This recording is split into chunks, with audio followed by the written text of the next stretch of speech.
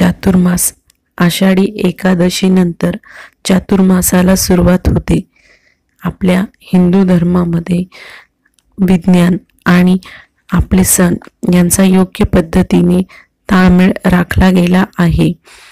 या काळात भगवान विष्णू झोप घेतात असा एक समज आहे। या 4 महिन्यामध्ये भगवंताला अधिक काम करावे लागते, पावसाकडे लक्ष द्यावे लागते, कारण या 4च महिन्यात शेतातून अन्नधान्याचे उत्पादन घ्यावे लागते। यावर भगवंताची नजर हवीच। आपण सगळे थकून डाराडूर झोपतो, तसे भगवंत झोपलेले नसतात हे नक्कीच। भगवान विष्णू या काळात योग निद्रेत गेलेले असतात। योग निद्रेच्या काळात त्यांचे सर्व व्यवहार सुरू असतात। शेषावर पडलेले भगवान विष्णू व त्यांच्या पायाशी बसून पादाभ्यंग करणारी महालक्ष्मी असे समर्पक चित्र भारतात प्रचलित आहे। वैकल्य आणि उपासका या मागचे विज्ञान आपण जाणून घेऊ।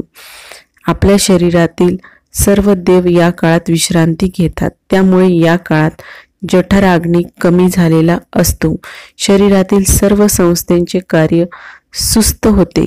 या काळात व्यायाम योग वगैरे केले नाही तर नुसता चातुर्मास नव्हे तर पुढचे सर्व वर्ष नीट जात नाही। एकादशीच्या उपासाला नुसता धार्मिक नाही तर वैज्ञानिकही अर्थ आहे।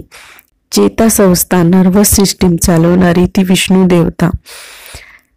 ॲफरंट आणि इन्फरंट म्हणजे मेंदूकडे जाणाऱ्या व मेंदूकडे परत येणाऱ्या संवेदना हे वामन अवताराच्या कथेतील विष्णुपद आहे। मेंदू ज्वलावर व पर्यायाने शक्ती केंद्रावर चंद्रशक्तीचा परिणाम होताना दिसतो। आपणही या काळात आपली इंद्रिय अंतर्मुख करावी, त्यांचे बाहेर फिरणे बंद ठेवावे। मन नेहमी या काळामध्ये ग्रीष्माचे काही आठवडे, वर्षा ऋतू आणि त्यानंतर येणारे 5-6 आठवडे मिळून पावसाळ्यात एकूणच शरीरामध्ये पित्ताचा संचय होतो। शरीरातील पित्त प्रकोप होऊन पित्ताचे त्रास होऊ लागतात। तसेच पावसाळ्यात वाताचाही त्रास नक्की होतो। तेव्हा वात पित्त एकत्र झाल्यावर शरीराला त्रास झाला तर नवल नाही। हा त्रास होऊ नये म्हणून चातुर्मासाच्या कालावधीत अनेक व्रत वैकल्य उपास सांगितले आहे। चातुर्मास म्हणजे आषाढी एकादशी पासून म्हणजे 17 जुलै पासून सुरू होऊन तो 12 नोव्हेंबर पर्यंत 2024 पर्यंत आहे। या तब्बल 118 दिवसांच्या काळात कोणतेही शुभ कार्य केले जात नाही। या चातुर्मासाचा प्रारंभ आषाढी एकादशी पासून सुरू होतो आणि कार्तिकी एकादशीला संपतो। उपवासाला आत्मवास असेही म्हणतात। स्वजवळ म्हणजे आत्म्याजवळ पोचवणारी।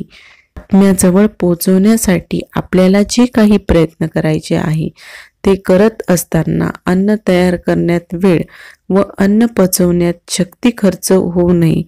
जडान्नाचे सेवन केल्यावर सुस्ती येऊ नये यासाठी उपवास केला जातो। काही लोक चातुर्मासात किंवा महिनाभर एकच वेळा जेवण्याचा नेम करतात।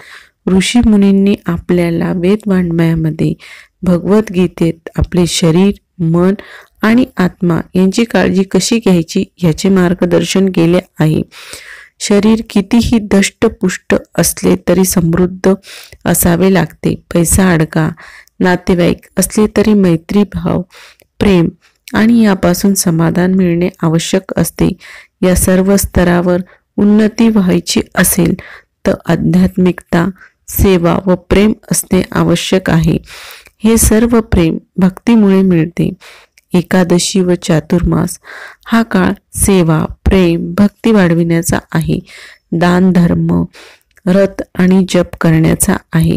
आषाढी एकादशी नंतर लगेच 4 दिवसांनी गुरुपौर्णिमा येते, ज्या दिवशी गुरु आपल्याला एकूणच आत्मोन्नतीचा मार्ग दाखवतात। तेव्हा आषाढी एकादशीला आत्मवास करावा। चातुर्मासात काही वेळ स्वतःसाठी दिला तर आपली उन्नती नक्कीच होईल। भगवंत हे स्वतः सत्य, शिव आणि सुंदर आहेतच। हे सत्य, शिव, सुंदर आपल्या जीवनात यावे यासाठी आपण प्रयोजन केले पाहिजे आणि चातुर्मास पाळला पाहिजे। धन्यवाद।